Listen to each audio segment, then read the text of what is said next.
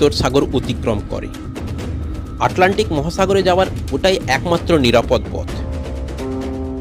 মাঝে মাঝে radio signal আসছে, হ্যালো হ্যালো, ডাইভ ডাইভ। জলের চাপ বোঝাচ্ছে শত্রুপক্ষের ডেস্ট্রয়ার সামনেই আছে। সাবমেরিন যেন জলের নিচে চলে যায়। জাহাজের ক্যাপ্টেন ভার্নার মুসেমবার্গ। ফেব্রুয়ারি পেরিয়ে মার্চ, সাবমেরিন চলেছে যেন সেই একইভাবে। অভিযাত্রী নেতাজি সুভাষচন্দ্র বোস যুদ্ধে মহিলা বাহিনীকে কিভাবে কাজে লাগানো যায় তার পরিকল্পনা করছেন। সঙ্গে আবিদ হাসান এক মনে নোট নিয়ে চলেছেন। কিন্তু হঠাৎই ছন্দপতন। একদিন সিগন্যাল এলো সাবমেরিন শত্রুপক্ষের জালে আটকে গেছে। কমান্ডার উৎকণ্ঠা চাপতে পারলেন না। আবিদের মুখে প্রকাশ না পেলেও তার মনের মধ্যে প্রচণ্ড ঝড় চলছে। ব্যতিক্রম নেতাজি সমস্ত দিকে চোখ বুলিয়ে আবার নিজের কাজে ডুবে গেলেন এবং আবিদ হাসানকে নোট নিতে বললেন। কিন্তু আবিদ শঙ্কায় অন্যমনস্ক। হঠাৎ নেতাজি ধমকে ওঠেন এবং বললেন, আমি দুবার তোমাকে নোট নিতে বললাম, তা এখনো তোমার নেওয়া হলো না?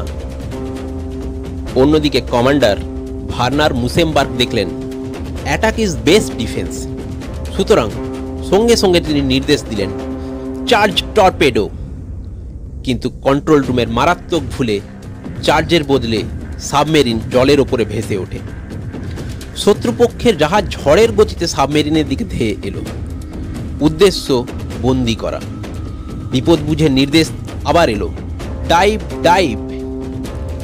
শত্রুপক্ষের জাহাজ যখন সাবমেরিনের প্রায় ফুট 3 দূরত্বে চলে এসছে, হঠাৎ সাবমেরিন ধাক্কা খেয়ে কাত হয়ে গেল। সব শেষ, মৃত্যু নিশ্চিত। কিন্তু না, আর কোনো ভুল হয়নি।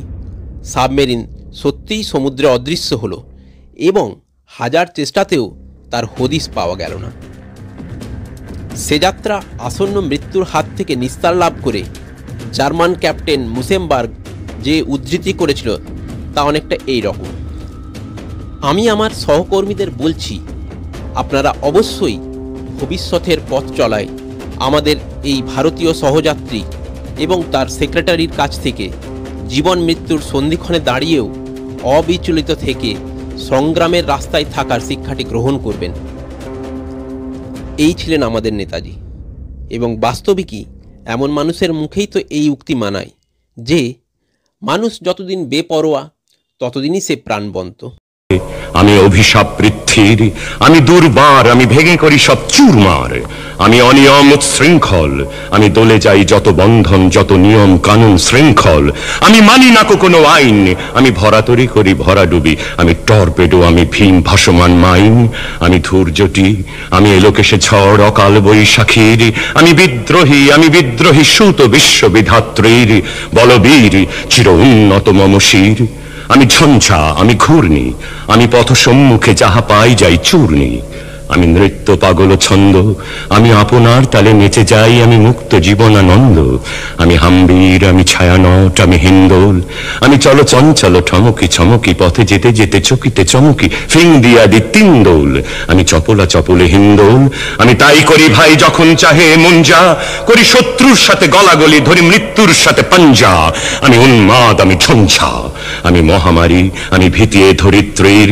আমি শাসন ত্রাসন সংহার, আমি উষ্ণ চির অধীর। বলবীর, আমি চির উন্নত শির। 26শে নভেম্বর 1920 বেনারসের টাউন হলে প্রায় 20,000 মানুষের সমাবেশে বিদেশি দ্রব্য বয়কটের আহ্বান জানিয়ে বক্তৃতা করছেন মহাত্মা গান্ধী। শ্রোতাদের মধ্যে ছিলেন এক মহিলা এবং তাঁর কিছু সহকর্মী। মহিলার নাম বিদ্যাধরী বাই, পেশায়